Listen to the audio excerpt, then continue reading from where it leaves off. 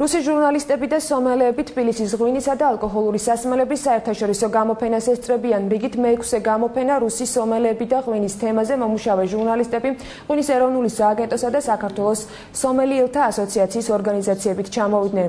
მათი სტუმრობის მთავარი მიზანი ქართული ბოთლისა და ქვევრის ღვინის ადგილზე დაგემოვნებაა, რათა სწორი და დეტალური ინფორმაცია მიაწოდონ რუსეთში ამ მიმართულებით დაინტერესებულ საზოგადოებას.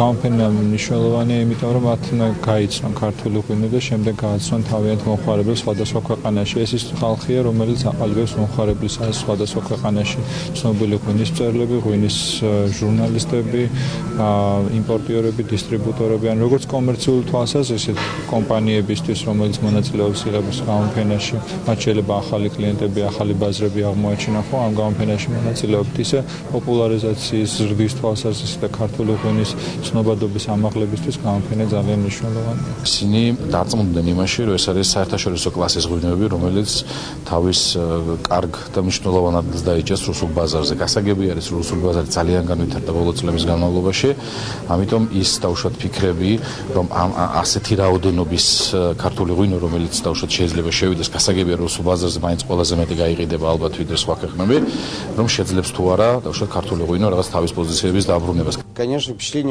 ჩვენ დიდი შთაბეჭდილებების ქვეშ ვიმყოფებით, რადგან დიდი ხნის პაუზის შემდეგ დავბრუნდით იმ ადგილას, რომელიც ჩვენთვის ძალიან ძვირფასია. დავაგემოვნეთ ქართული ღვინო და მივხვდით, რომ ღვინის ხარისხი საკმაოდ არის გაზრდილი. სხვაზე კითხია, რამდენად შეინარჩუნებს ამ ხარისხს უკვე რუსულ ბაზარზე. კონკურენცია რუსულ ბაზარზე საკმაოდ გაიზარდა ასევე გემოვნებიანი მომხმარებლის რაოდენობაც. ამიტომ მოუთმენლად ველოდებით ქართული ღვინის დაბრუნებას.